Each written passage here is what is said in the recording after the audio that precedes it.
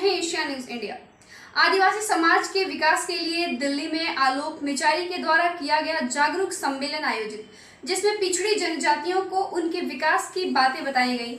इन दिनों विभिन्न जगहों पर अनुसूचित जनजाति जागरूक सम्मेलन चलाए जा रहे हैं, जहां अनुसूचित जनजाति क्षेत्रों में शासन की योजनाओं के दिशा निर्देशों में परिवर्तन और परिवर्धन की मांग से वंचित वर्ग और पिछड़ों का वर्ग उत्थान शासन की प्राथमिकता अनुसूचित जनजाति क्षेत्रों में सबसे पीछे है।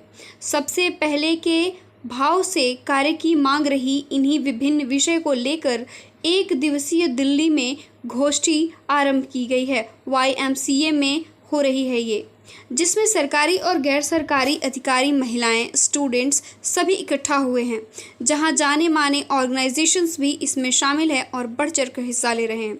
इस प्रोग्राम में अतिथि के रूप में इस आयोजन के संयोजक आलोक मिचारी, गृह मंत्रालय के निर्देशक प्रवीण होरो, झारखंड के विधायक चमरा लिंडा और बंधु तिर्की, झारखंड के पूर्व विधायक RK नागवंशी, दिल्ली से सोमोदनी जी इत्यादि लोग उपस्थित रहे। साथ ही आपको ये भी बताते चलें कि एशिया न्यूज़ इंडिया भी इस कार्यक्रम के लिए तत्पर है और इस कार्य के लिए आलोक मिचारी के साथ है और आप भी जुड़े रहें हमारे साथ। आइए सुनते हैं वहां मौजूद सभी गणमान्य ने अनुसूचित जनजातियों के लिए क्या अनमोल शब्द कहे। में आशा, वचन में प्रेम और कर्म में विश्वास होगा। जहाँ भी आदिवासियों का वास होगा वहाँ पतझड़ में भी मधुमास होगा।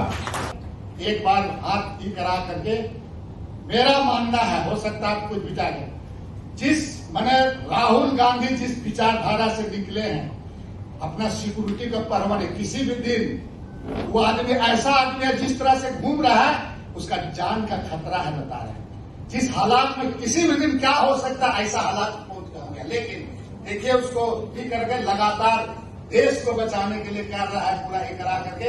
तो हम लोग कांग्रेस पार्टी को कहते हैं देश को बचाने के लिए हम लोगों को इस पर लगना चाहिए और नहीं पूरा पॉलिटिकल आपको ये करके बता दे रहा हूँ कि हम लोग को इस दिशा में आगे बढ़ना चाहिए और अगली बैठक कहीं ना कहीं हम लोग तय करें और मार्च में हम लोग एक और बड़ा कार्यक्रम करें। इधर नवंबर दिसंबर में हम लोग एक बैठक करें। यही बात को मैं कहने के लिए आया और अगले बार आएंगे तो फिर बेहतर तरीके से मैं आपको और धीरे धीरे चीजों को आपको बताने का काम करूंगा। आज प्रोत्साहित किया, हमें उत्साहित किया है और इसके लिए हम उसे धन्यवाद देते हैं कि हम इन कार्यों को आगे बढ़ाते हैं। मेरी भी जब से मैं दिल्ली में आई थी तो मेरे हृदय में भी एक बात हमेशा ही होती थी, क्या हमारी पहचान ऐसी रहेगी?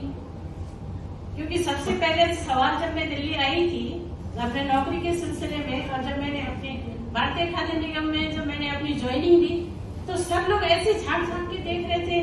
उनको लग रहा था कि मतलब ये अलग सा प्राणी आया है या कहाँ से आ गया। और किसी ने मेरे से सवाल भी किया कि आप ट्राइब्स हो? मैंने कहा हाँ हूँ। तो कहते हैं कि यहाँ तो भर्ती वर्ती नहीं हो रही, आप कैसे आ? तो मैंने कहा कि स्पेशल ड्राइव था तो मैं आ गई हूँ। तो एक लेडी ने मेरे से सवाल किया कि अच्छा आप सचमुच में आदिवासी हो? मैंने कहा हाँ बिल्कुल हूँ। तो कहती है कि सोचने ऐसा है आदिवासी लोग तो कपड़े उपड़े नहीं पहनते हैं। तो मैंने कहा मैम क्या आपको लगता है मैं बगैर कपड़े के आई थी यहाँ?